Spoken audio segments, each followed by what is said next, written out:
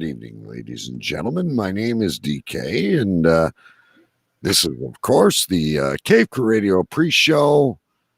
And with me, as always, is Sir Big B. Hello there. A big announcement after our embarrassment a few weeks ago when we did a grand farewell to our dear friend who is accepting a promotion very soon. Choo Choo Stu is scheduled to appear tonight. And we are going to dive into our Jewish heritage, apparently. I can't wait.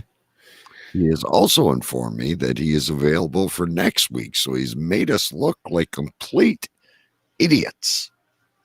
Remember when James Brown died and he went on like a world tour, like his coffin went on a world tour, and it was like 2 weeks straight that he was like having fucking wakes and all this. This is what this is. Stu is just extending it weeks and weeks and weeks. I think I think he is a modern day version of clickbait.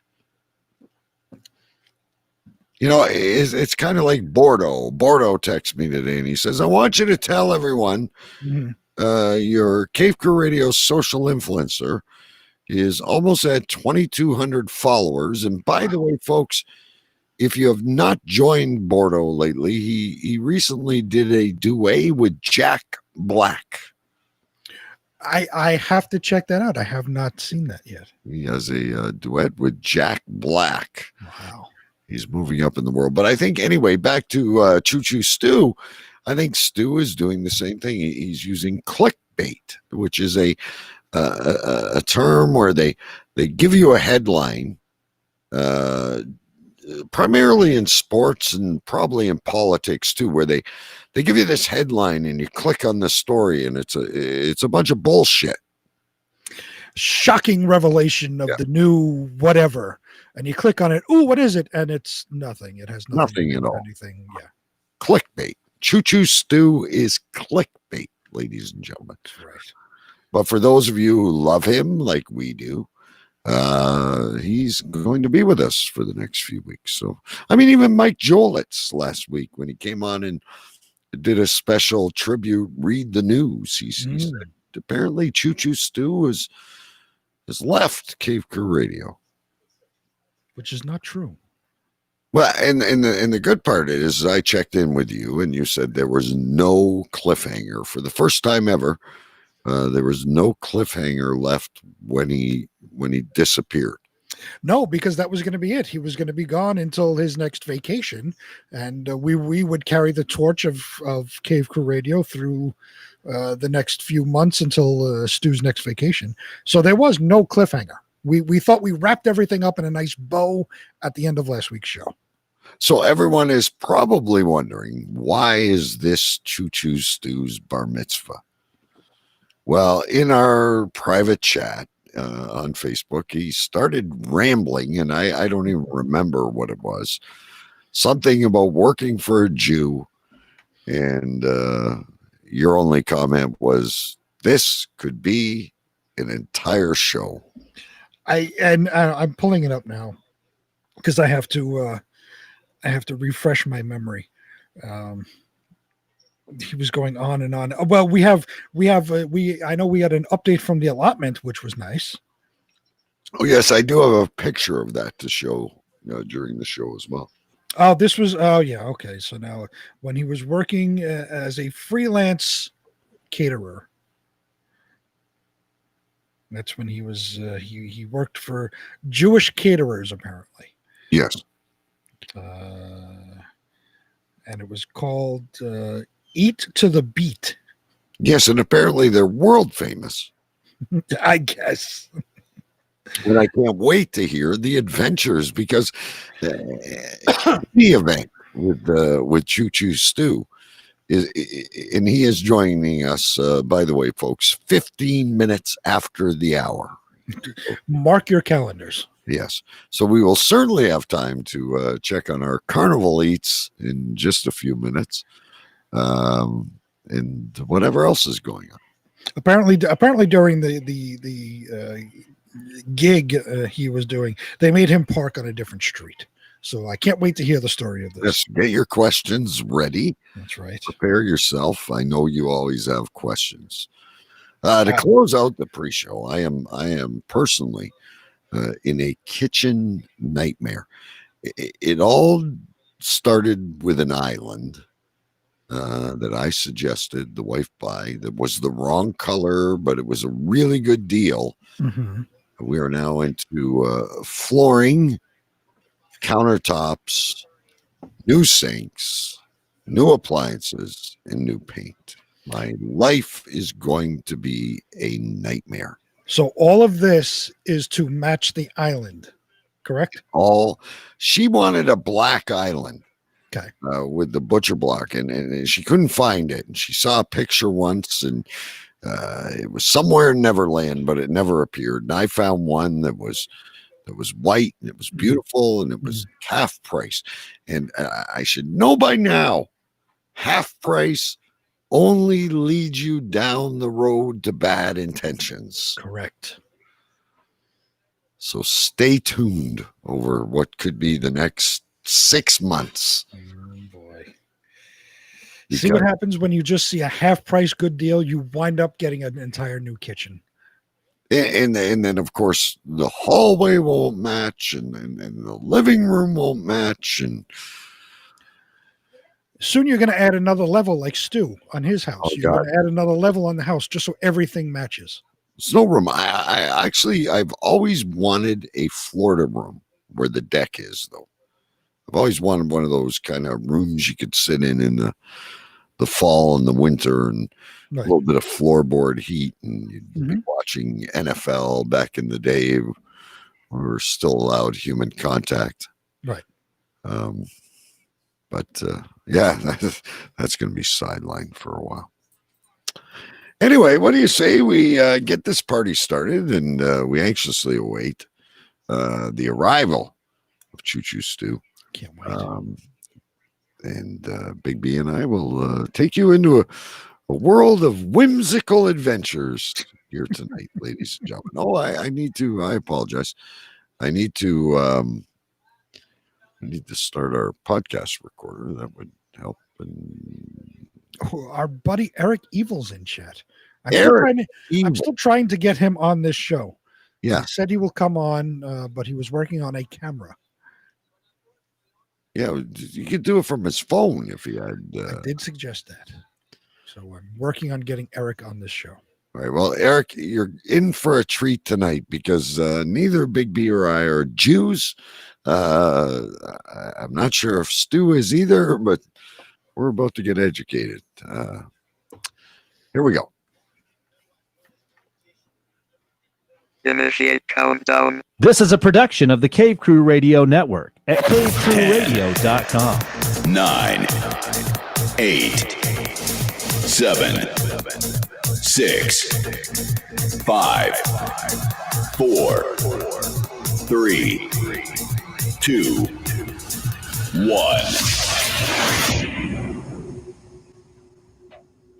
There was a time when the world turned their back on men. Men with a dream and savage yearning within them.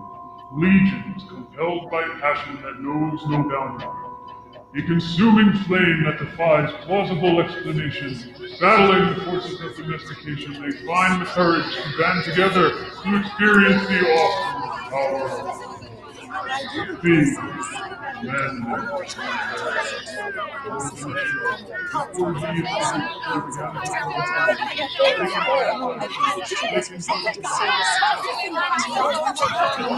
I mean, we got to solve to do that. Yes, we want to get into, which I say this with all due respect. Shut up! Shut up! Shut up! Shut up!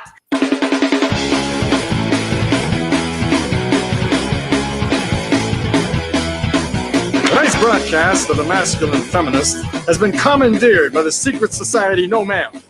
Gotta go to a place like a shotgun beer, steak, man. Saying we can stop, get pancakes, and then we'll get laid, all right? Why do you drink ice cold beer on hot day? Mr. Craven, what else are you gonna do with it? To alcohol, cause of and solution to all of life's problems. The Yankees are champions of baseball. It's a power play goal.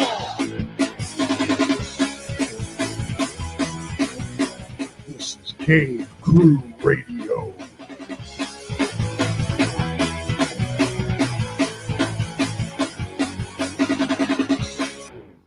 Indeed, it is, ladies and gentlemen. It is Cave Crew Radio. My name is DK, and I am live from my cave in Windsor, Ontario, Canada. We are live on Cave Crew TV over on YouTube. We are live on Cave Crew Radio over on Facebook, and we are live on cavecrewradio.com. And it is great to be here again, ladies and gentlemen. You'll notice our poster there. It is no longer the endless summer beach party. We are now into our fall brigade, but I still feel this is the last weekend of summer. This, ladies and gentlemen, is when you got to wrap it up big. Whatever you do for summer, it ain't over yet. Most of us would probably be watching Jerry Lewis on Sunday and Monday, but he is no longer with us to walk on. But dwellers, you never walk alone. Joining me currently from the epicenter of Lord knows what this week, from Queens, New York, ladies and gentlemen, Sir Big B. That's right. Live from Queens, New York. I am Sir Big B, and we are the epicenter of everything end of summer and beginning of school year adventures this week. We are in the midst of planning the back to school stuff. My wife is currently making treat bags as my little one is going to start kindergarten. So she's making treat bags for the entire kindergarten class. And we are preparing to have a wonderful cookout on Sunday with pulled pork and ribs and cheese fries and all of this fun stuff. Wow. So, yeah, lots of barbecuing this week. That's right. I'm so happy that the kids at that age are excited to round up their treat bags. Wait till they get to the grade that my son is in, grade 11, 2 years out. They have absolutely no interest in treat bags, and there is nothing exciting about going back to school. Yeah, my older one is going to be starting high school next week. Next Thursday is the first day of school. He's kind of excited because it's high school. It's the start of a brand new school. So he's kind of got a little excitement. Still doesn't like school, but he's a little excited. The little one, he's starting kindergarten. He has no clue. He just wants to play. So my wife, we get some Amazon stuff. And my wife comes home and opens it up and pulls it out and goes, sits at the table and starts doing stuff. I said, "What are you doing?" So I'm making treat bags. I said, "Treat bags for what?" "Oh, the kindergarten class." You don't even know who's in the class. We don't know because we could have the school will be open so you can have in-person learning, but there are some kids that may be distance learning. So they may opt to stay home and, remote learn. So we don't know how many kids are actually going to be in the class, but she's making treat bags anyway. We're going to have treat bags. Huh? Cave Crew Radio must sponsor this and Uber the treat bag to the kids that are learning at fucking home. This is she should run for the head of the PTA. Oh, she was yesterday. Yesterday they had a homeschool association meeting at an outdoor restaurant because you can't meet indoors. Right. And they were doing what fundraisers they're going to be doing. So she's all involved in that. She's a wonderful lady. We have no right to tease her noble. My wife is the same way. she was going to quit everything this year. She was hockey is done. You promised you'd take a year off, DK. You need a break. You got to regroup. I'm stepping away. Tuesday, she's at a meeting for her Gems Club, which is like a brownies. It's like a girls' club where they do crafts and same as make treat bags. Right. Let's all make treat bags, ladies and gentlemen. It's 2020. It is the Cave Crew Radio treat bag extravaganza. We need to have a giveaway by the end of this season, which I got to figure out when we end. I always get confused because I'm not sure it's January. Sometimes we end in like October. Or we got Shocktober. Anyway, whenever we end, we need to have a Cave Crew Radio treat bag giveaway, like a sticker, a coffee mug, perhaps some saltless chips from England, some scones, whatever. That is how we have to send off 2020 in Cave Crew Radio. We need a Cave Crew Radio treat bag giveaway. And who else to put in charge of this? But Mrs. B. I nominate Mrs. B. I'll send her the money, get some stickers, get those things you would send us from that site you'd go to. What? You'd send us these little gadgets and things and envelopes. Oh, from Wish. Yeah, I haven't gotten one in such a long time. And probably 10 of them are stuck at the border. But we need a grand giveaway. Someone will have to answer. You'll have to answer like a trivia question, and we'll put you in a draw, and we're going to have a Cave Crew Radio treat bag.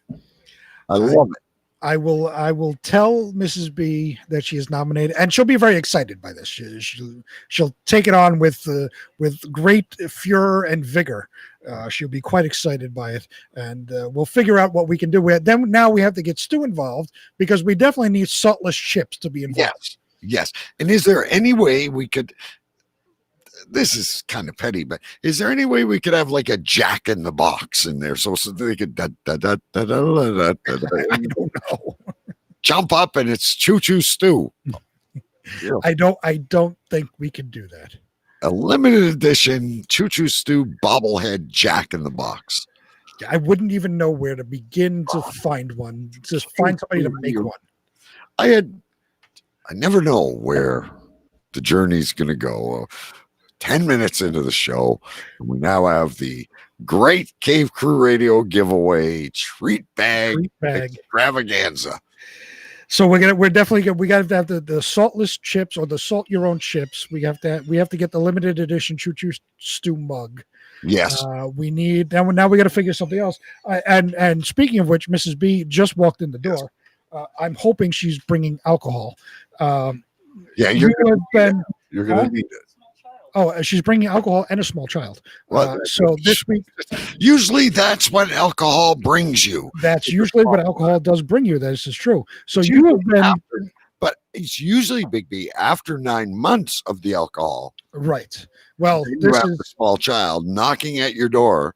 Well, this is 4 years later, and we're still having alcohol. That's good because we need it. She's walking away. I don't know where she's going. She's going to make treat bags. What else would she be doing? She's getting a blanket for the little one. All right. So I have to tell you, you've been officially nominated. As we were discussing treat bags, you have been officially nominated to make the end of the season Cave Crew Radio gigantic treat bag giveaway. So you have to make it because you are the queen of treat bags. We're going to need music.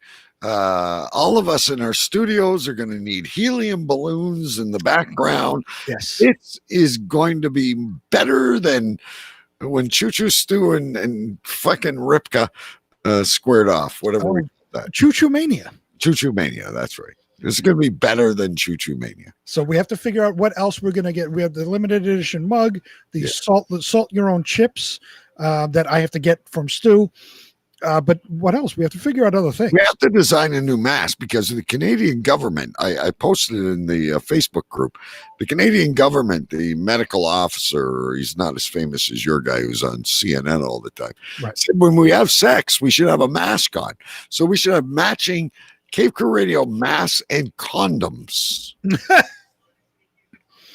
I don't know where to get those.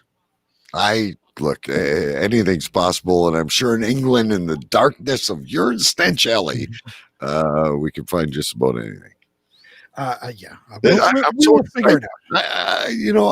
I was moderately looking forward to a long weekend. I'm like, hey, this is cool. We got a long weekend, a couple fires, do some good cookouts. The wife wants to go look for appliances, whatever. It's now I am truly rejuvenated and excited. This is the best news in 2020 I've heard. The Cave Crew Radio treat bag. The CCR treat bag extravaganza. Are we eligible for this? Is this one of those things we got to sign a waiver? We're not eligible. As hosts, we are not eligible for the treat bag. That sucks. Yeah. So we should get one thing that we all autograph, and it should start with Stu because he's got to send me things. This is the biggest giveaway of all time, ladies and gentlemen. This is more than sending you a T-shirt or a sticker or Big B's book. This is going to grow into something that is, maybe there will be a Big B's book inside of there. You never know. Maybe it'll be if you're lucky, it might be the one with the authentic notes inside of it. She's suggesting things. Tell her to write them down in the book. We will discuss over the coming weeks. We will discuss the treat bag extravaganza, and to think at a point, perhaps a year ago, we were starting to wonder: did we have anything else to give? We have found the Viagra of live streaming and internet radio, ladies and gentlemen. You're not getting rid of us that easy.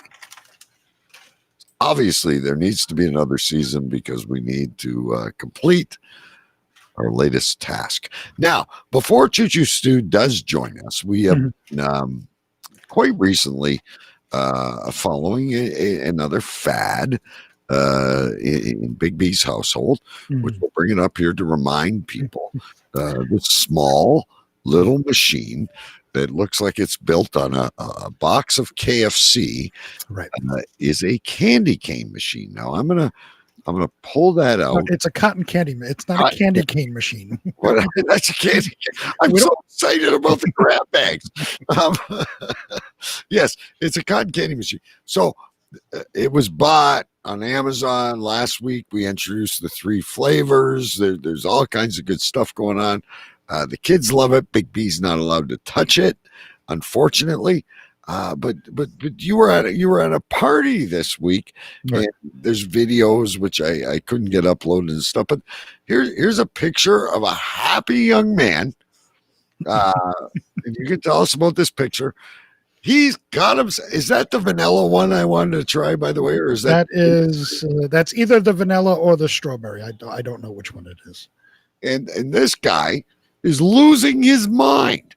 He has never been served cotton candy at a backyard cookout. See, this is his house, and that's our friend Keith that we've known for years and years and years. This was his house that we were having the cookout in, and to everybody's happiness, my wife was making cotton candy. Now, again, I had an extremely busy week. I wasn't able to. Can I get the? No, I won't do it that way for me. Anyway, I couldn't get the audio, but Big B was sending us videos. He promised he'd do it. You know what? That's a pretty good cotton candy for that little machine. But the best part is when Mrs. B says we need to get a real one. No. or a bigger one or whatever it was. Right. And just the air coming out of your lungs, you answered, imagining a full-size carnival cotton candy machine added to the studio or the backyard or wherever you're going to put it. Yeah. You said what? You said no. We don't need a bigger one. And are you winning that argument? For the moment. I know, and I can't wait till all this COVID is over and we do this arrangement like we're all supposed to meet and get a cottage and fish and party together and spend some time and actually get to, hang out. Right.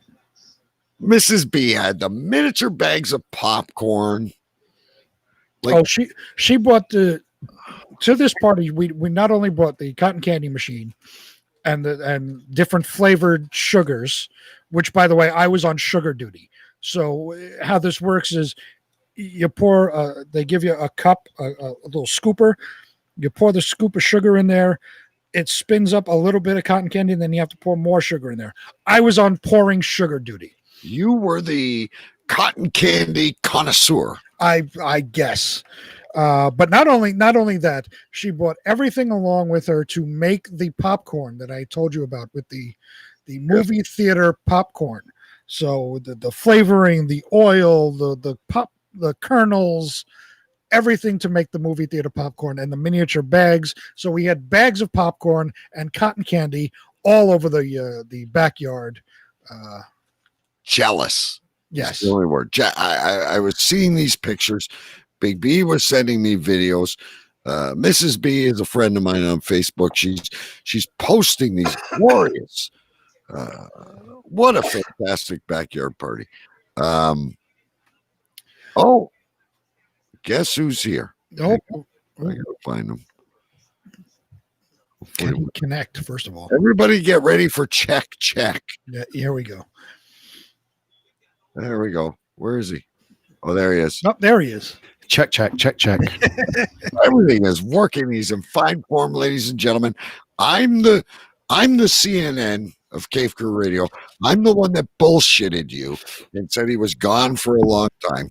He's apparently here with us for the next 2 weeks. Ladies and gentlemen, from London, England, a Choo Choo Stu. Fresh in from the street. No, I'm just finished work, so apologies for my lateness. I think he's looking so savvy over there. He's looking very healthy. Very healthy. It's that's because the light wasn't on. Well, he looks good. He's got the clean haircut. His goatee looks much better than mine. He looks like he's fresh out of the shower. Is what he looks like. Yeah. I've just off my motorbike. Oh, he's riding the motor. So anyway, Choo Choo Stu, we're gonna get over to you in just a minute. Promises. We're just hearing about Mrs. B's cotton candy. How she wants a full-size machine. She had the party popcorn. So obviously this gentleman is going to invite you back, Big B. This is a friend for life. Well, like I said, we've known him for years and years and years. So our little ones play together multiple times during the week. So we will obviously be back there any number of times. Hang on, where did it go? This is not a child. Look at the joy on this man's face. We make a lot of fun of Mrs. B around here, ladies and gentlemen, but this is a man who's probably working all week. He's got to put up with his wife and his kids, and the 2020 is a downer for all of us. Mrs. B's candy on a stick. It's spreading joy to the world. This should be a picture of the week on the headline news. It's phenomenal. It was a good time had by all. The children loved it. The adults loved it. It was an overall success. Now, before we get fully started into things, I think you should debrief very quickly, because I don't want to bore our listeners, but fill Choo Choo Stu on this year's major contest giveaway. So, Stu, we were discussing your non-exit, that you were not showing up and then showing up again. So we were discussing when we were going to end the season and how we were going to end the season. And it came about that my wife was doing treat bags. So we decided to do a CCR treat bag extravaganza that will be the giveaway to end the season. And my wife has been volunteered to make the treat bag, and we've already said at least the salt your own chips and a limited edition Choo Choo Stu mug must be included in this treat bag. Also, that needs to be included is the ice cube thing. Ladies and gentlemen, there is the mug. Yeah, we need that. We need the saltless chips, and we need the ice cube bag. Oh, and an ice cube bag, and well, maybe from Canada, a bag of milk. We have an empty. We can't that might sour in delivery, but an empty bag of milk. Yes, we could put an empty bag of milk in there. I would certainly go full out and donate a Cave Crew Radio hoodie. Ooh. For the lockdown. We should have a mask in there. I mean, this has to be big. And then from New York, my wife decided that this may be a good thing to send. Could you send that to me? My wife needs it. DK wants you to send it to him for his wife. We need some forcible entry around this place. Okay. Well, bringing that up, have you raped? I still, even in COVID 2020, I have still not raped. Okay, good. And if I do, Big B, I will definitely wear a mask. Well, as you should. Safety first. But yes, so Stu, we are planning a treat bag giveaway, and we have to figure everything out. The only holdup I could see is getting things from Canada, because things take forever to get to and from Canada. And my idea was, maybe we have something autographed by each of us, which means it would have to travel to each of our locations. Right. Again, the holdup being Canada. Could you imagine how long it would take to get an autographed CCR T-shirt? Oh, forget it. It would come to Canada, over to England, back to Queens, and then ship. Could we not virtually sign them? How would we do that? That would be rather weird. Well, you put your signature do your signature online and email it over. Oh, like a PNG of our signatures, and then put them on. Exactly. Yeah, but that wouldn't be a real signature. That's kind of like counterfeit to me. Right, that would mean we didn't actually handle the product and physically sign it. Fair play. I want to take this one step further. I think in 2021, towards the end of 2021, when things get normal, we need to rent a hall somewhere in like Nashville or something. And we need to throw a Cave Crew Radio party with live shows every night with the three of us, a meet and greets. And of course, we'd have treat bags. We would absolutely have to have treat bags. Maybe I could slip in a few condoms from the London Rubber Company. Well, I mentioned that. I said we'd have the mask, because they're encouraging us to wear masks, and maybe we could get a little piece of drywall. I could drill a hole in a Cave Crew glory hole, and you could fantasize in your bathroom. You could take the fucking thing, pretend you're in the glory hole, run some water. Oh my goodness! As a husband, she could dress up as a McDonald's worker, and you could have your. I'm sticking it through the glory hole. I wonder what I'm going to find on the other side. Who knows? Anything's welcome. This would be the most epic treat bag ever made. Yeah. I can't wait. So anyway, ladies and gentlemen, we're here. There are a few things we need to get to. We've talked about the cotton candy. We talked about the grab bags, which are very, very exciting.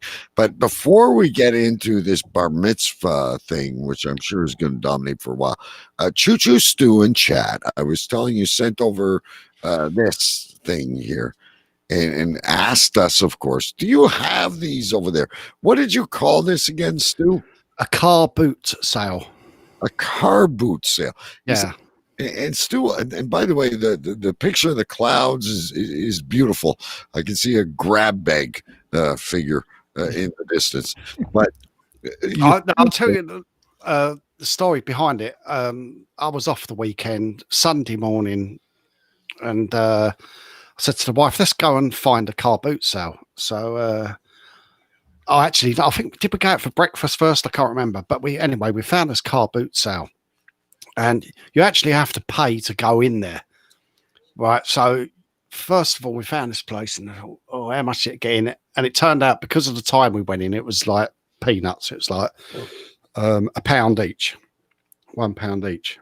But a lot of the stuff there, like, you would throw away if it was yours. So that's the sort of quality of the gear. I'm not saying everything, but a lot of the stuff there you would actually throw away. And I did discuss with my wife that we're quite lucky, really, that we don't have to shop in places like this, because it is. Although we were shopping in a place like that, but that's what I was just going to say. You're there. I go there. You're at a car boot sale. No, the reason I haven't been for one for years, but the reason I go there is to find little gems, little stuff, maybe something for the cabin, which I did find something for the cabin that I bought for £1. And I bought a collar for the dog, when they can't lick their tail and stuff like that, because the dog's got those cones. Yeah, I bought one of those cones, and I said to the guy, "How much is it?" And I'm thinking they're about £10 to buy. I'm thinking he's going to probably say 6, and I'll get it for 4. And I said, "How much do you want for that?" He said, 20 pence. And I went, "Will you take 50? I just raises the bid. I just gave him 50p. And so we had, that was all we brought, 2 items. But the first item I brought was a photo frame. But you've got to fight to get to a lot of these places, to the front, to where the gear is. And the concept itself isn't really weird. Big B and I agreed. We have yard sales. Garage sales.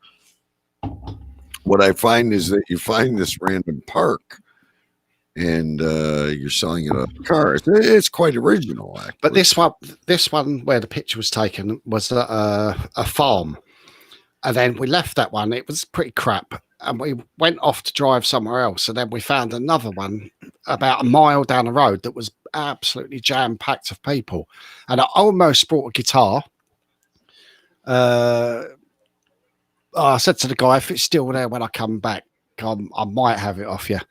And looking at the clientele there, I knew the guitar would still be there when I went back, but I didn't buy it. It was like £40. It was a £150 guitar. Oh, so it would have been it would have been okay, but I don't need it, But hi, James, by the way. Have you ever seen one of these before, Big B? I haven't. Well, this is like we have garage sales and yard sales, but this is also like a flea market. We have a lot of times it's in.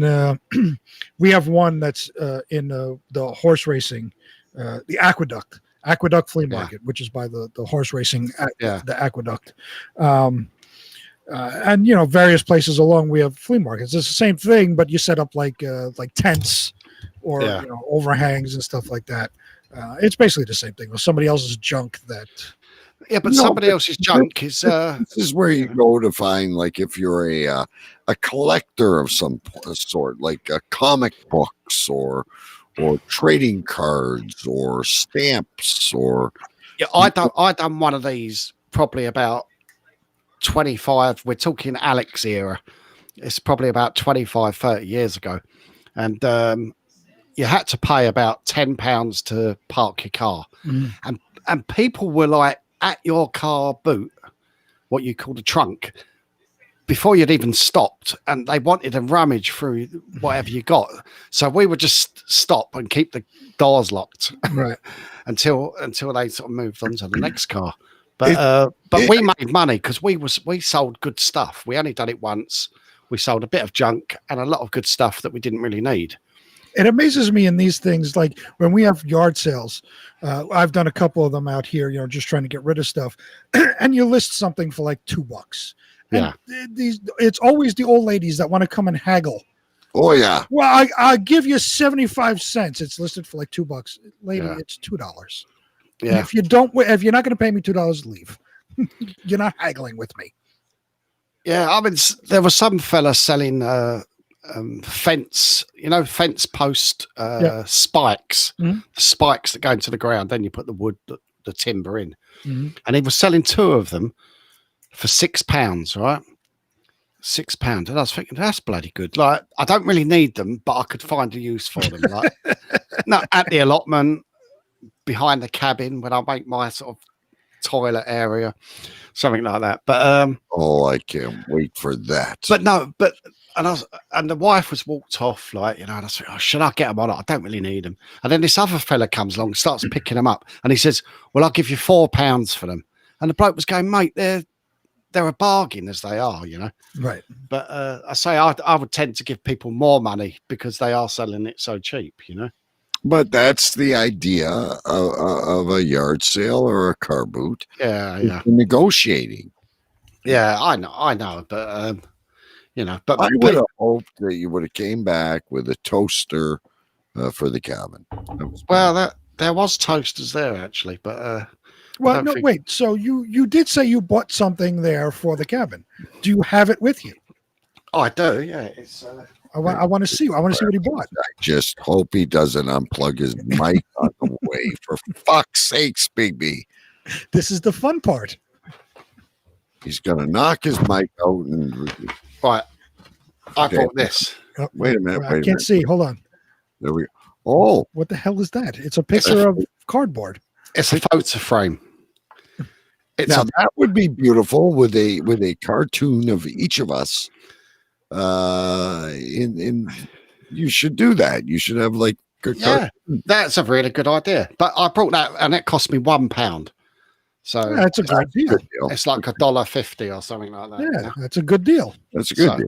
So I thought, that would look nice in the cabin because I've already got some black picture frames around the place and stuff. So yeah. I'm wondering, like, the cabin's running out of room. I can't wait. Well, the wife says, I think you can stop now. And I said, no, I can't stop really. And also, if I get more, I could just take something down and replace it, just sort of like shuffle about every few months. Do you still have the subway map that from New York City? That's right in front of me. Right in front of me. Right in front of me. Still got that. That was my gift to Stu. My latest addition is I found a picture of my dad that I hadn't seen before, and he's holding a bottle in one hand and his pipe in his hand, and a glass of beer, and he looks like he's saying cheers. So I've had that done, and I've put that on my wall. So nice. So when I have a beer, I can. Oh, look at that. There he is. Man, there we gotta get the Choo Choo Stu cam. There we go. There we go. He would have been a great guest on the show.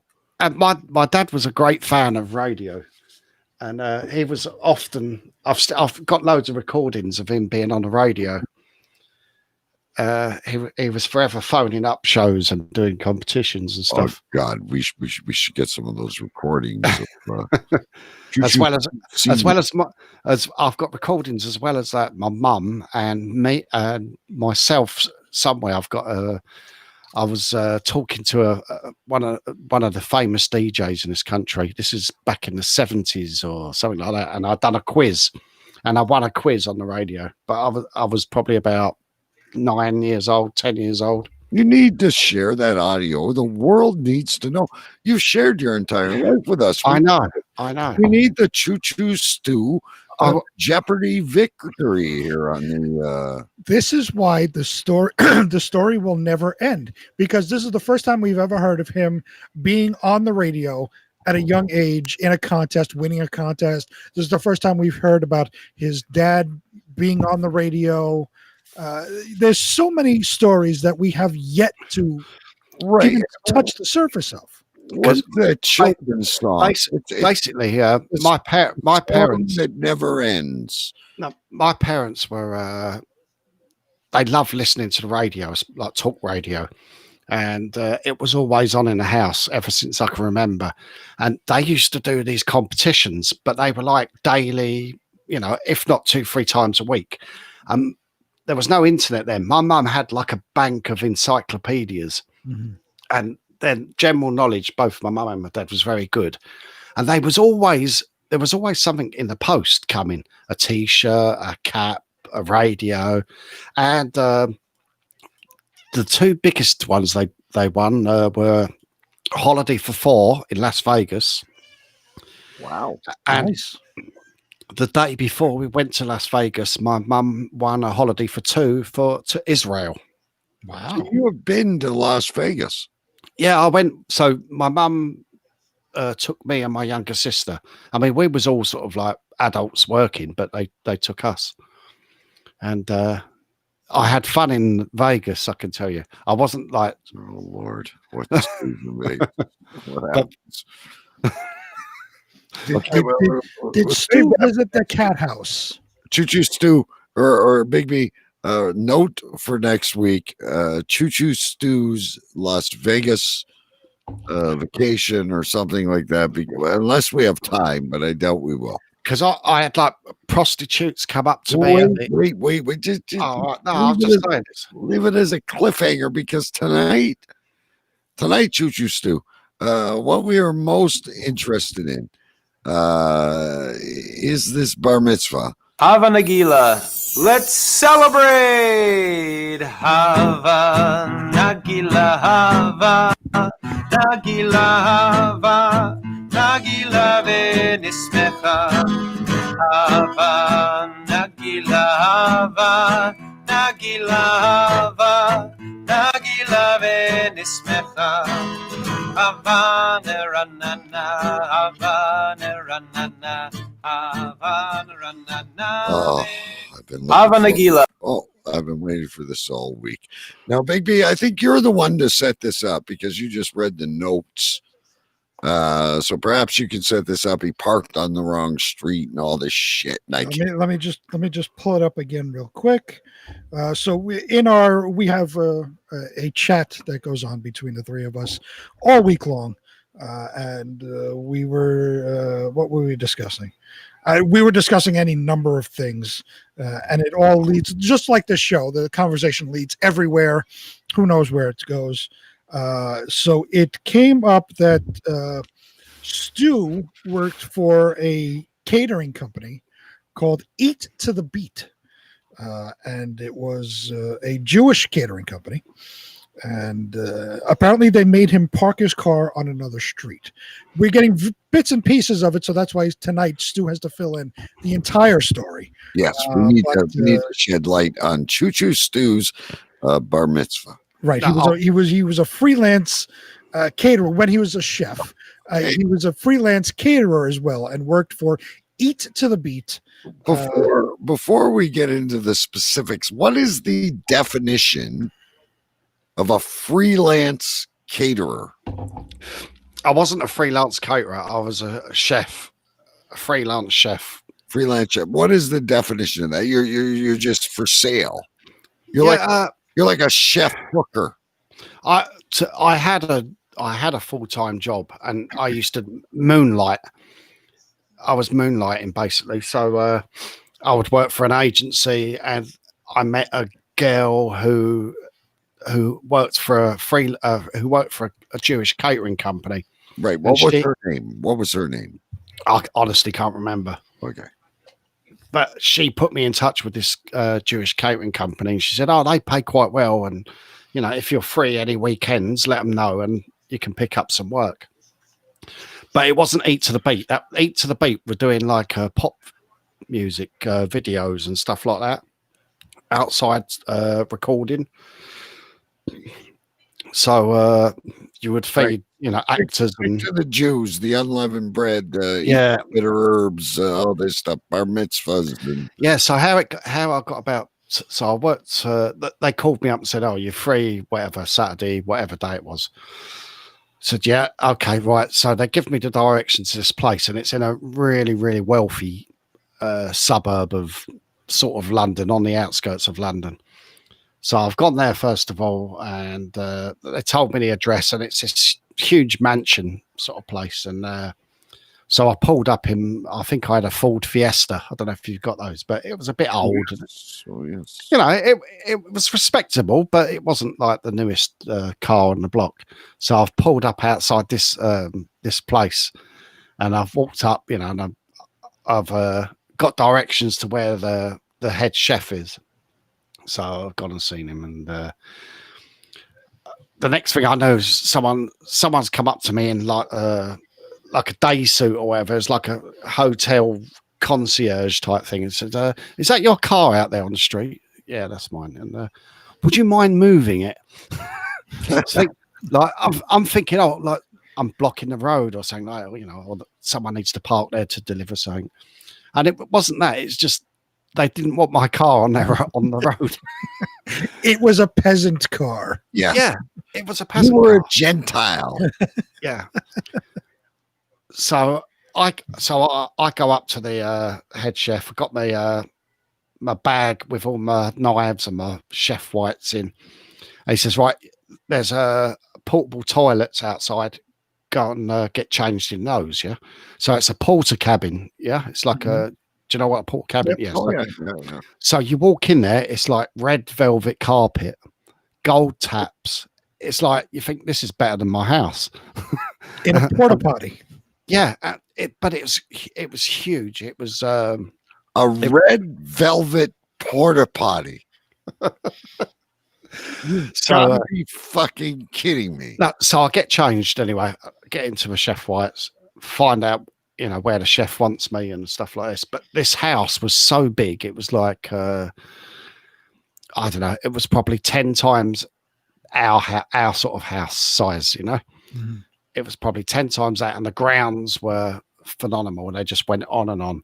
So they had converted this double garage into a kitchen, a full-blown kitchen. It wasn't like we'll stick a couple of gas rings. It was a fully fledged kitchen with huge refrigerators and worktops and ovens and everything you could ever expect. But also we used let's call them the client's kitchen, which was out of this world as well, and huge. But like a bar mitzvah's for a 14-year-old birthday, yeah. So the average person, I don't know, 14-year-old, you might get a few of their friends, take them to the cinema.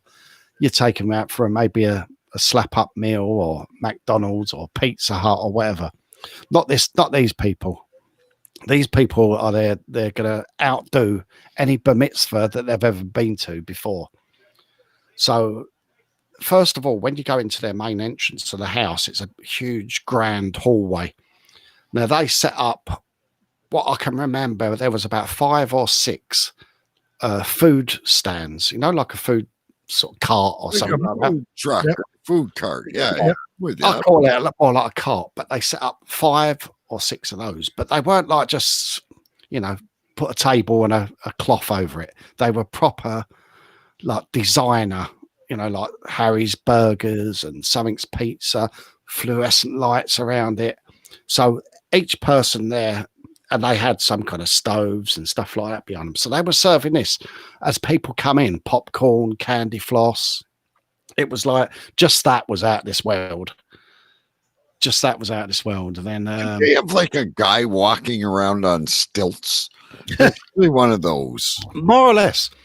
Yeah. Then they built a marquee in the garden, and that marquee had roughly 12 huge round tables that probably sat 12 people around each one. They had magicians, they had while they had the meal, they had magicians performing and stuff. I think while they was eating or just before they was eating. Every table could, I think, on the menu was like prime rib. Wow. So every table had like 2 pieces of beef on the table. That the chef and a chef for each table carving this lovely meat for the clients. It had a juggler, and what else? And then they had like a fully fledged band. Obviously, I didn't stay there till late in the evening or anything like that. But just what I saw, it's like that's where the money is. So that was. I didn't have the bar mitzvah myself, unfortunately. But no, but this is a great story. So this 14-year-old kid, did you have a chance to caption him? Did you know who the bar mitzvah was for? Did you see this kid? Was it like probably spoiled, rotten, fat kid from yeah. But that's exactly what they were like. Exactly what they were like a spoiled, rotten, fat, chubby little fucker. Now, so these food stands I'm curious to the culture. Was it like Bob's unleavened bread and Tony's manna from the 40 years in the desert? Like what was it 10 Commandments pizza? Like what was going on here? Like prime rib. I didn't think Jews ate that shit. No, they do. Yeah, of course. Yeah, there was like 2. I remember 2 ribs of beef per table. Wow. And there was probably more as well, Now, what was your job there? What did you do? Well, I was definitely I was definitely carving at one of the tables. Can you enlighten us on the conversation while you're there with a bunch of what do they call them? Those Jews you have in New York, the Hasidics. The Hasidic Jews. You're sitting with the Hasidic Jews, and you're carving their prime rib, and you know damn well you're the only one there that's circumcised. And what's the conversation like at the table while you're what kind of rare, well done? Yeah, I mean it's like going into a hotel. It's the conversation is limited. But you can slip in the odd. Do you need stuffing, rather than would you like stuffing? So nobody really talked to you. It was kind of unless they wanted more food or something sliced, whatever. Yeah, they didn't really have talked to you at all. Nah. But I did work in the kitchen, and I think I don't know if the mother or something was in the kitchen as well with us, but but basically I was chopping, and it wasn't hard work. It was just it wasn't taxing your brain or anything. It was chopping and stuff like that. So really. The food was already made. You didn't have to cook anything. No, they were cooking it there, but I didn't have to cook the prime rib. I was making soups and stuff like that. Now, did they read the Torah or something before they dined? I don't know what they've done, to be honest. It's those people read backwards out of their Bible or whatever it is. They read right to left instead of left to right. Just a weird fact for you. No. But there wasn't a lot to it. But I mean, it was just how you think how the other half lived, to have this not only like a you might put like a marquee in the back garden if you can fit one, but then to board it out with sort of carpet and hardwood floors and put a stage in there and chandeliers. This is, see, in my neighborhood, this is much bigger than things I say. There's like this blow up gorilla the other day. Happy birthday, Bob.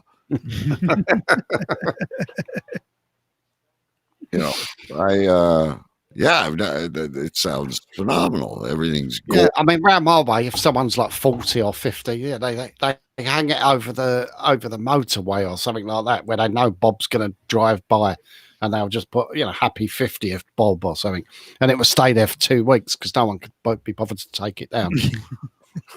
Now back to the bar mitzvah. Did they have like an outdoor, theater where maybe they were airing Fiddler on the Roof or something? I don't know, DK. I don't know. But it would have been. Did someone stand up on one of the tables after having a few too much of wine or whatever it is they drink and start singing "If I Was a Rich Man"? But you're talking da da da da da. Well, and now here's a question: were you paid well?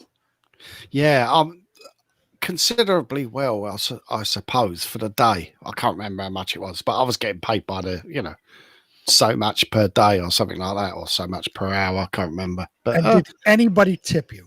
What was wait? Nah. What do you mean per day? Was this like a Jewish Woodstock? What the hell is going on?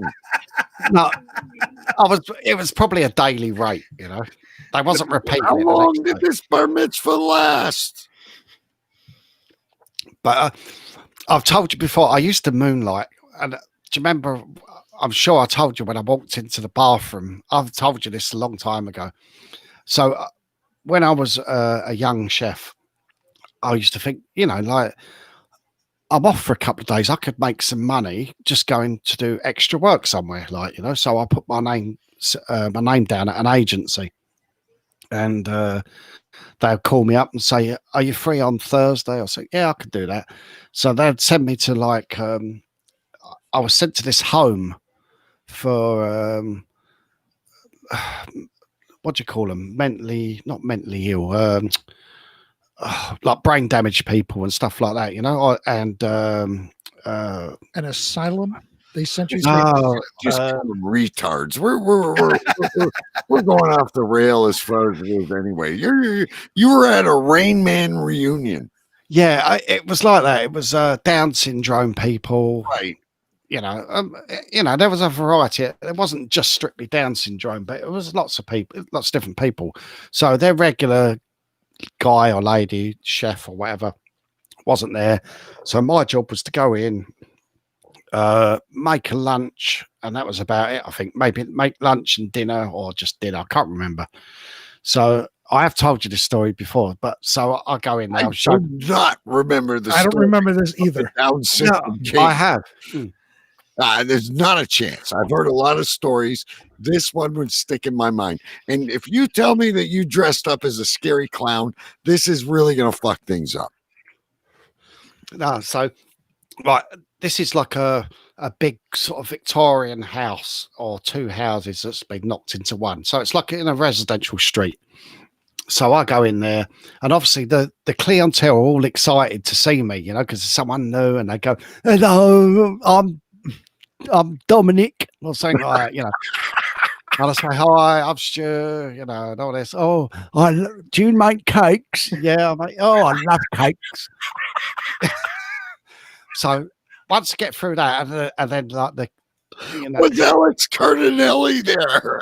Yeah, and obviously, so the cakes. So the people running it, say, "All right, leave Stu alone now. He's busy. He's got to make cakes." So I go into this kitchen, and I get on with my job, right? And the lady said, "Oh, the toilet is through there." All right. So why is there always a toilet involved in a cooking story?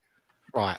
So anyway, I'll start doing my bits. I'll find my way around the kitchen, and I hadn't touched this one door that leads into the toilet, she said, yeah? So I'm sure I've told you this. Anyway, so you have not told no, so I think, absolutely not. Not a chance you've told us this story. Right. So you imagine, right? I'm working in the kitchen, full chef whites. I'm making sandwich. I think it was like sandwiches and soup or something. Did you make cake for the fucker? I think it was sandwiches and soup. I made an afternoon tea, and then I had to prepare dinner as well. All right. Afternoon tea for so I think, right, I need a piss, right? so this is quite unusual, and probably against the law, but the bathroom was off of the kitchen, literally one door, and you're in the bathroom. But this particular bathroom had two doors, right? It had one going from the kitchen, and the other side of the bathroom, it had one from the hallway, right? So I think the one from the kitchen should have been locked. So it was just a one way. So I walked in there, and you've got this fat Down syndrome woman having a bath. I swear on my life. I swear. The kitchen. She was in the bath. Cake. She's like 20 stone. I don't know what she's like. I don't know, 260-pound woman having a bath. Yeah. And the chef walks in. Knock, knock. Who's there? What's the fucking punchline? No, and she screamed. I screamed. We all scream for ice cream. But yeah. So that was and I'm sure I've told you this story. They sent me to this other place. No, right? you have not told us any. This is a diversion. This is like a Choo Choo Stu, the lost chapters. Right. Let me have a puff. So just like I said, there's got to be better stories with the Asperger's and all that shit. No, so they sent me to this place that was like a place for like juvenile delinquents. Okay. Right. Yeah. So I'd signed up with the agency. The agency. What is it? Is this like a secret? Were you like 004? Like, so the agency phoned me right now. Remembering I'm a chef, right? She says to me, could you do a handyman's job? Right. And I was probably, how old was I? 20. I couldn't have been older than 22. Do you remember her name? No. She was just the agency lady, you know. And I went, oh, I don't know, really. She went, well, it's nothing. You won't have to do a lot. It's just probably like, you know, bits and bobs. There's nothing really to do. Maybe moving some boxes or something like that. But yeah, I could do that. So I've got into this place. Now I'm a handyman. Suddenly I'm a handyman. All right. Right now, did you change out of the chef whites for this? Did they provide you with like a measuring tape and some basic tools? Did somebody ask you to make cake? Yeah. Can you do that again for me, by the way? No. So Can you make me some cake? Anyway, you're the handyman all of a sudden. You're hired as a chef. You're part of the agency. You are 004. Phone ring. Hello, this is Stu.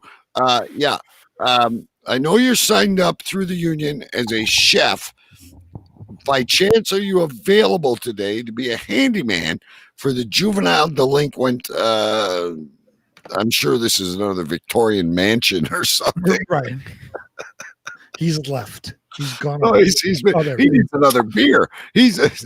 We're bringing back bad memories here.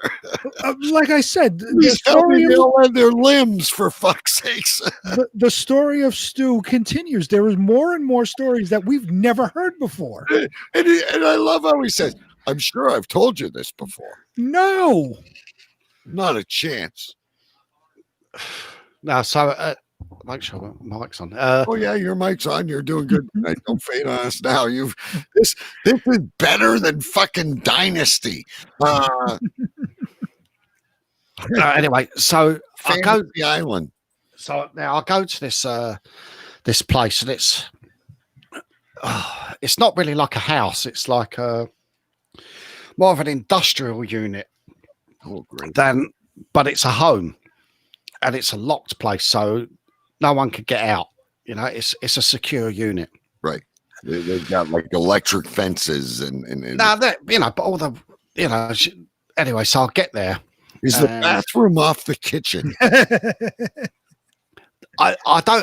To be honest, I don't think I even stayed, but you're the handyman. You got to fix everything. There's light bulbs changed. I was young and I'd never done any maintenance whatsoever in my life. You know, I was young. You know, why would I have? You know, I'd help my dad out with a few bits and bobs, but that was about it. Another niche on your resume. No, but the funny thing was, I've gone there, and let's say, ask for Susan. So I've gone to the door, asked for Susan. So she said to me, Now, "Yeah, wait a come minute. through." So I got to get something clear here, because this is what I'm picturing in my mind. I don't mean to interrupt you, but for those listening on the podcast, even those watching the video, this is the visual I have. You're in an industrial center that has been converted to a juvenile home. I'm imagining one of those little doors where Susan opens it up and says, "Hello." It was more or less like that. Yeah. And I just said to her, "Hi, I'm Stu, and I'm from the agency." Right. 004. Right? I'm from the agency. No, thinking that they would know what that meant, right? That, oh yeah, he's from the agency. He's the handyman, right? Right. So there must have been a work order somewhere, right? Yeah. Yeah. So she brings me in. She said, "Well, do you want a coffee?" or something? "Yeah, I'll have a coffee." And take a seat. So I took a seat, and then she starts going through telling me about all the people that are residing there. Yeah.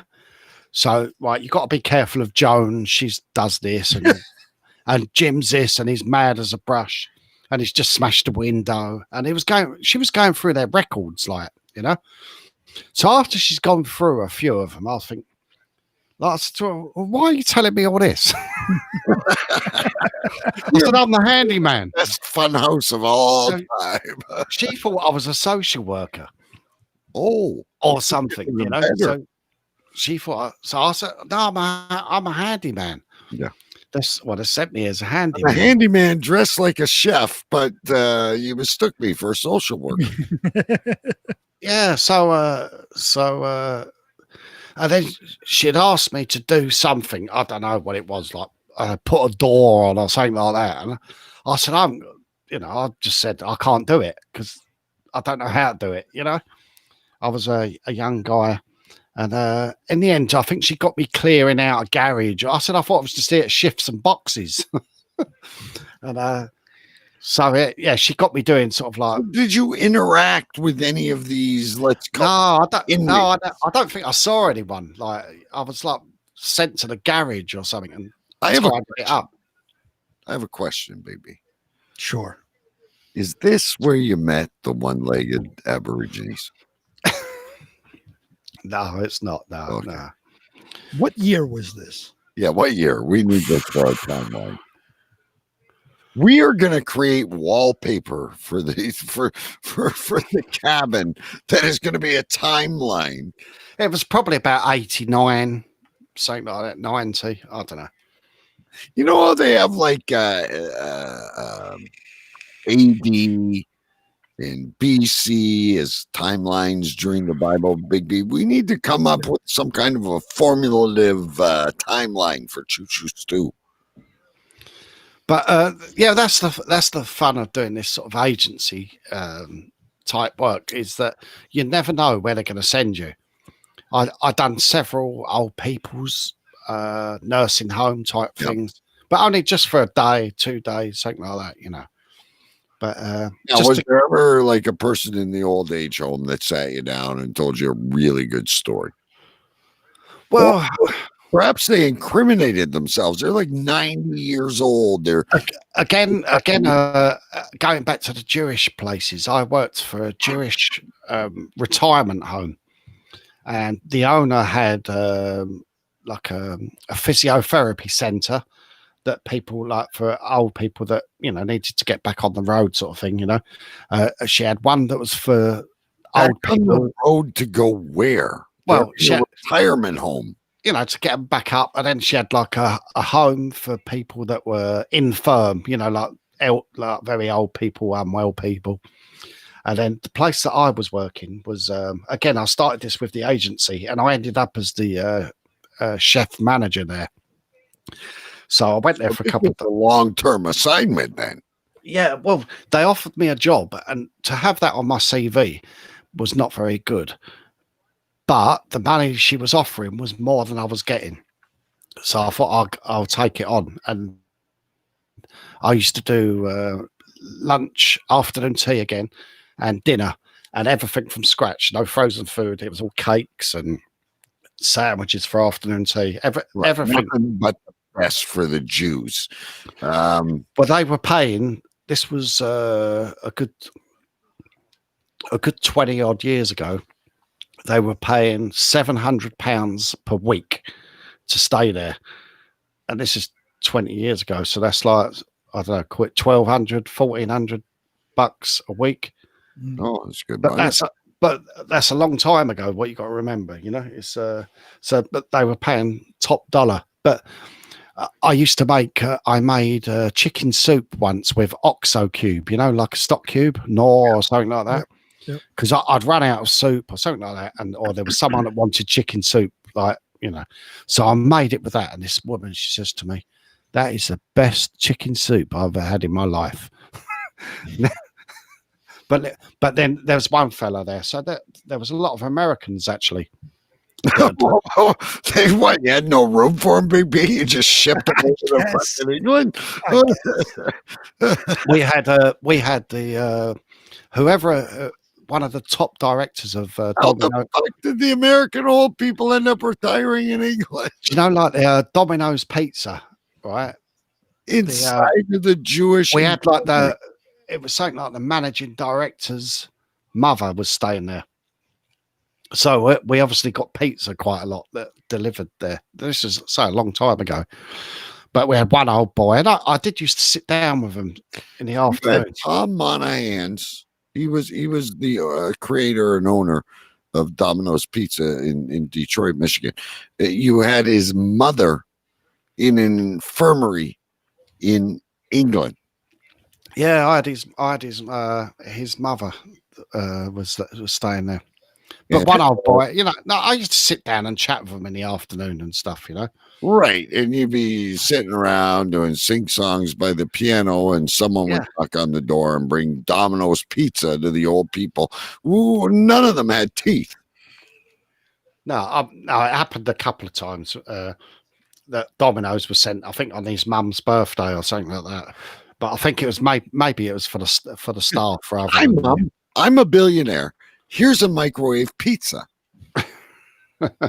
Can I say just one thing, DK? You know far too much about Domino's. I didn't know who owned it and started it. Well, Domino's and Little Caesars. I don't mean to sidetrack because my story is nowhere near as interesting as Choo Choo Stu. But both those families originated in Detroit, Michigan. They own the Tigers. They own the Red Wings at one point. So through sports, I've followed these very. But maybe this guy was the managing director of Domino's UK or something like that. But it was pretty high up. So we had a Domino's pizza party. This is better than treat bags, for fuck's sakes. Imagine the old people. Oh, Domino's pizza. Fuck. Yeah, no, we had also the biggest exciting thing you get at a fucking old age home. Not that I'm experienced at it, but my grandma was in one. Is when they get Jello, they all fucking freak out. No, we had one fella and he was from Miami. He was from Miami. These Americans ending up in the UK. This is this is a first two. Now you retire from Miami to the UK, so you go from a sunny, warm environment to a dank, cold, rainy environment. I think he was English and he'd lived in Miami, and for some reason or another, he ended up in this place. But it was a 5-star place. It really was. It was like a with Domino's Pizza. You sound like Jason Scott right now. It was a 5-star place, and on the I think the pizzas were directed at the staff as a little thank you for looking after. They treated you well. 5-star place, Domino's Pizza. I'm just saying, I'm not causing any trouble here. I'm just fucking directing where this is going. Now, so one day I sat down with this old boy and I said, "So, what brings you here? Here comes you staying here, all that." Wait, stop. You're in an old age home. You sit beside someone and you say, "What brings you here?" But it wasn't an old people's home as such. It's a retirement home. It was fuck did you expect brought him there beside old age? It's But not they like weren't- in retirement homes, there's 35-year-old billionaires that are in the retirement home. It's for like being old in the emergency ward. So what? No, but it's not that. here? This they had to be well and fit to be there. If they needed like constant care, they would move to one of the other places. Yeah, so everyone there was pretty much with it mentally. They were good to go for Sunday bingo. They were active Yeah. seniors. Yeah. Yeah. I gotcha. Okay. They were, you know, they're They pretty were old. like cocoon. Yeah. Yes. All right. Gotcha. No, anyway, I just sat down with one fella.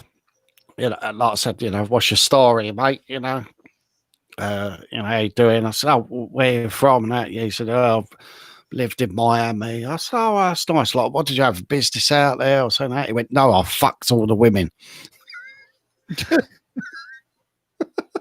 That's what he said. No, I fucked all the women. But yeah, you know, that was there wasn't like a big end to that story. I apologize. No, that's a great story. Nothing planned for the next 20 minutes. Is there anywhere else 004 was said? I'm sure like Big B has done a bit of agency work here and there, have you? None whatsoever.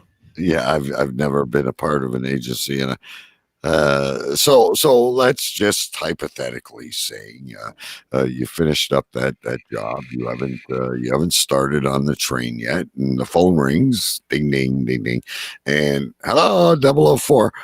What's your next assignment? Was this an offshoot of MI5? Yeah. Was this the culinary department of MI5? Did you ever get called to cook for the Queen? No, but I did get no, not the Queen. But I did do the ministry. What was it? The ministry. The Duke of the. No, I did work for a government agency. I can't remember what it was now. It's the Chancellor. I can't think what it's called now. So the Chancellor Sheriff of Nottingham. Anyway, what's the story? No, I'm just saying I did work for a few people like that, but yeah, nothing. That means he's got connections that he can't speak of. Right. This is unspeakable. Right. Yes. This is secret 004. This message will explode in 10 seconds. No, I think what did I do? The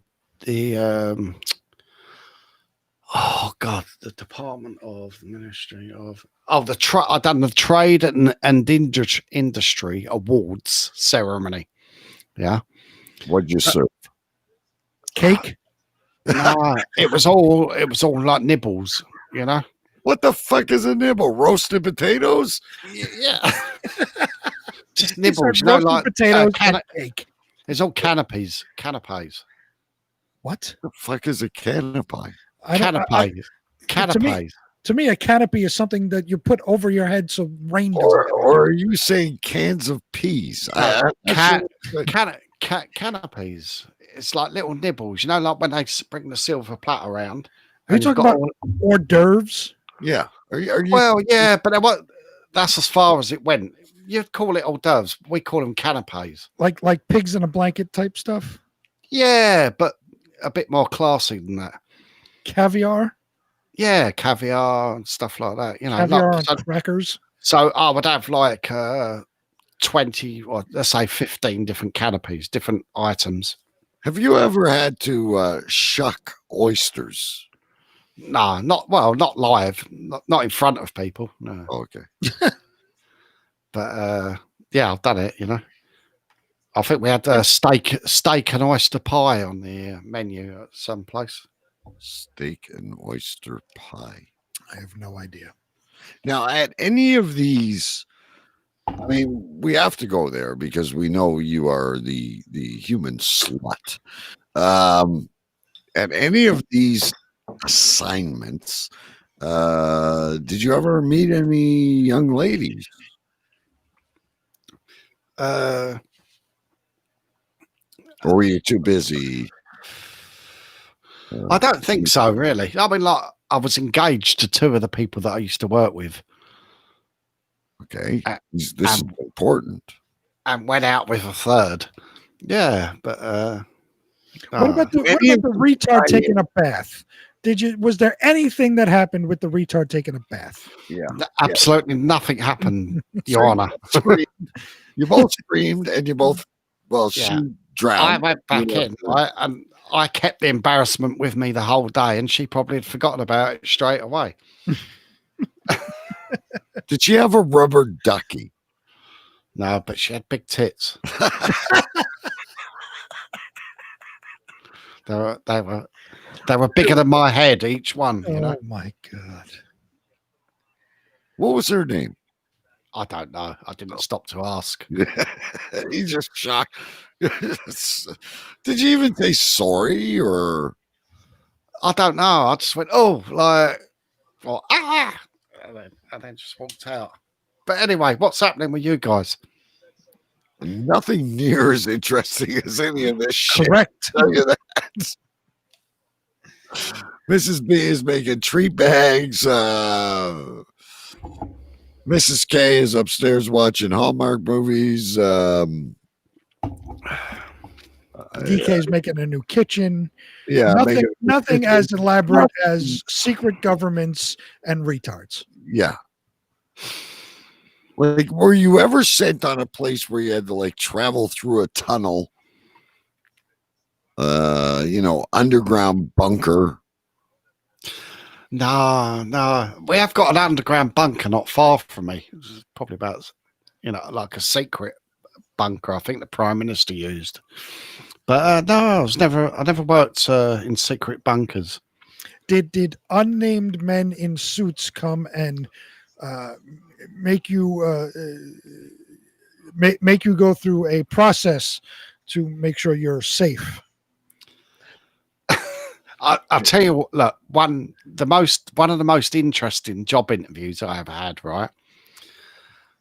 I went for the head chef's job at the American Embassy in London. Oh boy. I went for the head chef. I think it was a head chef anyway. It might have been the sous chef, the one underneath. But I went there, the job came up, and I thought, like, if you don't go for it, you ain't gonna get it, are you? Right. And I was probably about 21 at the time, and ambitious and all that, So I walked up to the embassy, which used to be, I don't know, in Grosvenor Square in the middle of London. I have a question before you. Did you have like your knives in your bag, ready to do a demonstration? I didn't know. No, okay. I didn't, but no. So I've walked up there and I've walked in the door, and you go past, like, first of all, it says 2 armed guards there, because we don't have guns here, but at the American Embassy they have guns. So I walked in there, and there's a lady at the reception, and she's taken down. She said, "Oh, okay, what's your name?" and blah blah blah. And then I walked to the next bit, and someone's handed me this photo card, like a badge, and it's got my photograph on it and my name on it. Yeah. And I hadn't looked at any camera. And I was amazed just with that, But I went for the interview and I didn't get the job. Not enough experience, and definitely not enough experience in making like pumpkin pie. But what security measures did you go through? Because it's not like a regular job interview. Yeah. What was the questions during the interview at the American? I honestly can't remember. But all I know is that I soon realised I couldn't do that job, with the experience that I'd got. Did they ask you how many times would a woodchuck chuck? No, I can't remember. It was a long time ago, So now, when you were serving as, let's just call it 004, for the agency, were you provided with like a company pager, or I don't know if cell phones were available? Like, were you expected to be, answering right away .004 new assignment. Yeah, more or less. You know, they phone you up at short notice and say, you know, we need someone for dinner. We need someone for lunch or whatever. I'm still kind of perplexed. What kind of places need chefs on call? Oh, you'd be I've never heard surprised. of that. I mean, Thousands. chefs on It's call. Like, call you think, It's just, you know, like Brian used to work in the banks and stuff like that, and what the fuck does that have to do with chefs? Well, because they've all got you know, like restaurants, directors catering, you know, like you know, the managing director has a chef sometimes. So places like that. So there's lots of every. I can imagine the call you. Tony doesn't put any cake. You got to get there and make Tony his cake. He's gonna have a nervous breakdown. But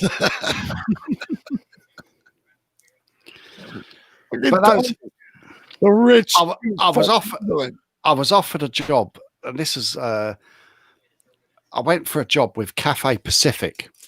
Okay. The airline, and the job was in Hong Kong. I think I've told you this before as well. No, not a chance. Not a chance you've ever been to Hong Kong in my book. No, I didn't go to Hong Kong, but I went for this job interview. So they wanted a sous chef. So you had like an executive chef, a head chef, and then the sous chefs underneath running the show. So anyway, I got for this job. So the job was actually in Lap Chai Kok Airport, which was at the time the biggest airport or the biggest kitchen in the world, which was something like the size of 6 football pitches. So it was a big kitchen. And this was in Hong Kong. What the fuck were you feeding? China? So I went to Hong Kong, yes. So I went to their head office in London, or one of their offices in London. And I was interviewed by the executive head chef. And, you know, normally you go into an office and you shake hands and stuff like this. So I was led to this sort of waiting area. And the head chef was like almost laying down on a chaise longue. It was like Panda. It was out like this, you know. And I sort of like, you know, shook his hand or whatever, you know, and he was asked me a few questions and this, that, and the other. Did he have like little Korean girls feeding him grapes or like what the fuck's going on? But it was the weirdest interview I've ever been to. And he did offer me the job. I would have had like an apartment, 1 flight home a year, fully paid apartment that was shared with someone or other. But yeah, I turned the job down in the end because of love. I just met my wife. Oh, so it was a deal breaker right there, is that you were homesick. So I thought, oh no, shall I go? Shall I not? But yeah. No, I'm curious if you had a kitchen that was as big as 6 soccer fields, would they provide you with like golf carts or something to? I never got there, and it was a brand new kitchen at the time. It was the brand new airport there or something, but it would have been interesting, you know. So then let me ask you the other side of that question. Why even bother going for the job if you had just met your wife? You didn't know she was going to be your wife, obviously. But why would you even go for the job if you had no intention on taking it? Right. Now, was this at the point where you just stared at her through the bedroom window of the other girl that you were with? No, I don't. Or were you further along? When you go out when you first meet up with someone, you don't know if it's going to be for a couple of weeks or a long No. time. But originally, you had told us that you originally saw your wife in like a spotlight through a bedroom window. Yeah. You were at another girl's house that you worked with from the trailer park or whatever the fuck it was, and you stole the gym bag of I can't remember what was in it. Big B's got in his book, and you saw your future wife across this window. At what time? At what point does this interview fit into the timeline? Well, it was basically around the same time. Right. But I'd been... That was that place. Remember you told me you couldn't leave? You weren't supposed to. I don't know. It's in Big B's book. I got to read it all again. You were in an apartment and you couldn't leave. And you were in this girl's, I think her name was Karen, because there's about 5 of them. And you looked across the window and you saw your future wife and you said, that's the one for me. Like Skittles fell out of the sky and yeah, it was something like that. I can still visualize it. What I was saying, I could see I was going out with my wife, and then I went out with this other girl that I'd met at the same pub that I met my wife in, and from that girl's apartment, I could see my other girlfriend's flat. Right, and you had an upset stomach because you were about to interview with the Hong Kong restaurant. So we're starting to tie this time. See, this web is slowly right. See, and I went back in the book. We called this girl Jane Doe 1, so we didn't have a name for Jane her. Doe 1. That's right. Yeah, yeah. So Jane Doe 1 was the girl from the bar where he met his wife, and he saw his wife's room from this girl's room. Yeah, yeah. So in Jane Doe 1's room, he saw his future wife. Right. In her room. Remember that. That story I do clearly remember. Yes. Right. Yeah, so it was around the same time as that, and it's funny. It's funny talking about those times as well, because when my wife came over and met me, she wrote to her friend back in Finland, and this friend in Finland contacted us about 2 weeks ago. She said, I've got all your loads of your paperwork still here in my apartment, because she was looking after it for my wife while she came to England. And this is like 20 years later. She said, I'll send them to you, you know. So she sent them. So and while the girl was looking for her stuff, she found a letter from my wife. So, and how excited my wife was. She's met this new guy. She knew what a fucking slut he was. But it was really cute. I've met this guy and he's so nice to me, and he's taking me to work later or picking me up, and he's taking me here. And my wife, when I went on a first date with my wife after meeting her in a pub, it was the most awkward date I've ever had in my life, to be honest. It was like, first of all, I got the wrong address.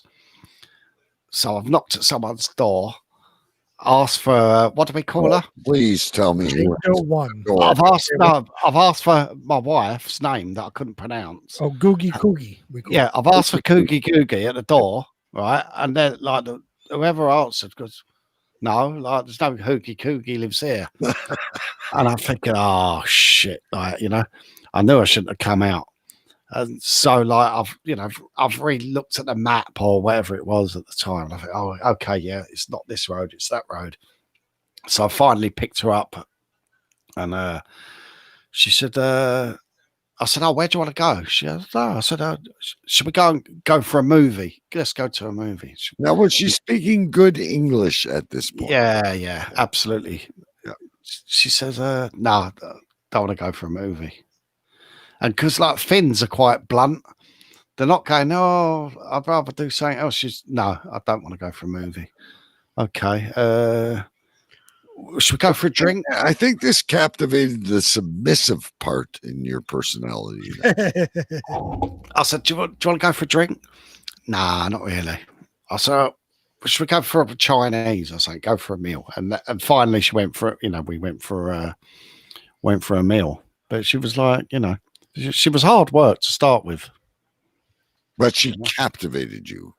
Googie Coogie ended all this charade that you had gone on with these unlimited amount of women throughout the story. That's right. It all ended with a meal. It ended with a meal. Yeah. With a meal. And yeah. 'twas ever thus. So yeah. All right. So we are nearing the point of the show, ladies and gentlemen, where we do have to end it. And there's something very wonderful smelling upstairs in my place. And my wife doesn't normally cook, so I'm very curious. What's she making? I smell garlic. I don't know what it could be. Oh, nice. But anyway, is there a possible cliffhanger throughout any of this? Well, I to cut you off, you had asked me to write down earlier Choo Choo Stu's Las Vegas vacation. Right. We need to go there next week. We need to hop on a jet plane when Choo Choo Stu returns from us during his leave of absence. And we need to go to Vegas. That's it.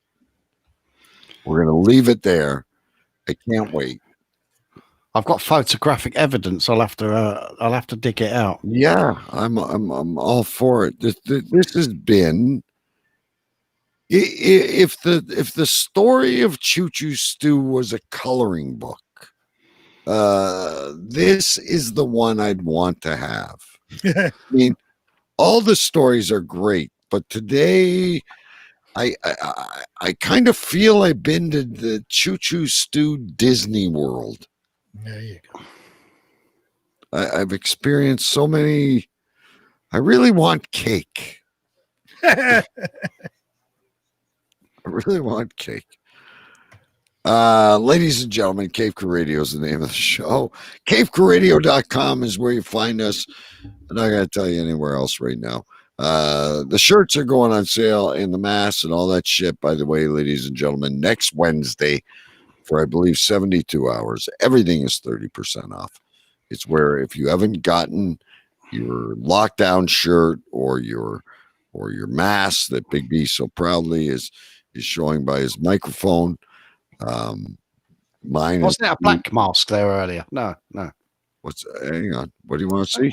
Did he have a black mask there earlier? This one. No, it's the same. He's got the. Hang on. Let's. This one right here. Why can't I get it full? There you go. There's the old school Cave Crew Radio. I put that on a mask, and this is the Lockdown 2020 mask. I have received notification. Mine is with UPS somewhere. Yeah, still in America. There's no time for me to read you, but now I understand the U.S. Postal Service. I track my shipment, and it says received, checked in. Great. Received, checked in. Yeah, it goes all across America. It's like you're playing past the duchy with my fucking mask. Yeah. I don't know what to do, ladies and gentlemen, but you can also have yours. All you have to do is go to CaveCrewRadio.com. And if you live in the continental United States, you'll get it much quicker than Stu and I. Although if you do live in the UK, you'll get it much quicker than if you live in Canada. Yeah. The competition is still going. Anyway, my money's on UK. I have a special sound effect for tonight. It couldn't be more fitting. Big B was feverishly writing things down. I've been trying to navigate through this great parade we call Cave Crew Radio, but we'll check with Stu as well. We need to name the episode. And I can hardly wait. I know Big B's going to have at least 3. But Stu, I have 3. I knew you would. I have nothing because I've just been enjoying the ride. Well, to be honest, I haven't got anything because you did sort of say the title earlier and you said it twice and then Big B wrote it down. So I would go with something, whatever that was at the time, but I can't remember what it was. I can't remember what it was. All right, there you go, ladies. There you go. That's your first choice. Yeah, I didn't write anything down. It was fast. It was feverish. It was unexpected that Stu would be with us this week for the Bar Mitzvah story. It was a wonderful story that took us into Down syndrome and old age homes and secret agencies and like anything else Choo Choo Stu tells, it's never just a single layer. It's right. like peeling back the onion. There's always more to the story, as Paul Harvey or whatever would say. Anyway, Big B, I'm ready. What are your three? I've got my pad here ready to. Okay, so my three in no particular order, although two I like equally as much over the third one. So the first one I wrote down was a Jewish Woodstock. Oh, yeah. I forgot about that. I like that. I like that. Then we had, and these next two I like very much. That could either one of them, I think, be the name of the show. A red velvet porta potty. I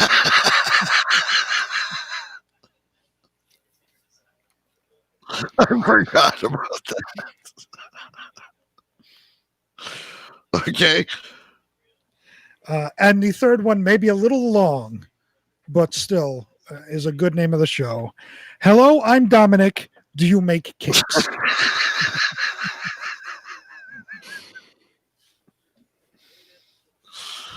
Yeah, that I gotta say, it's a great line.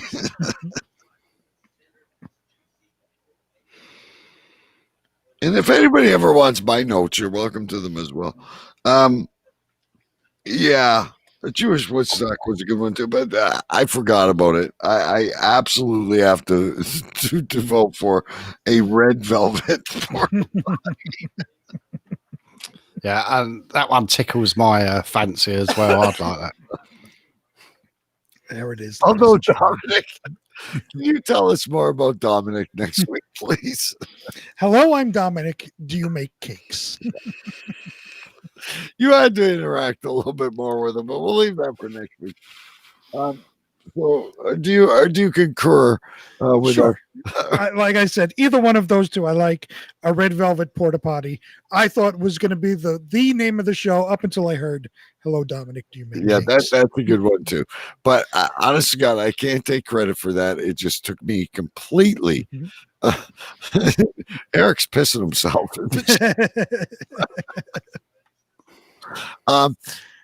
That is not my show name, ladies and gentlemen. I just had to stop in my tracks because I wasn't quite sure what I just heard.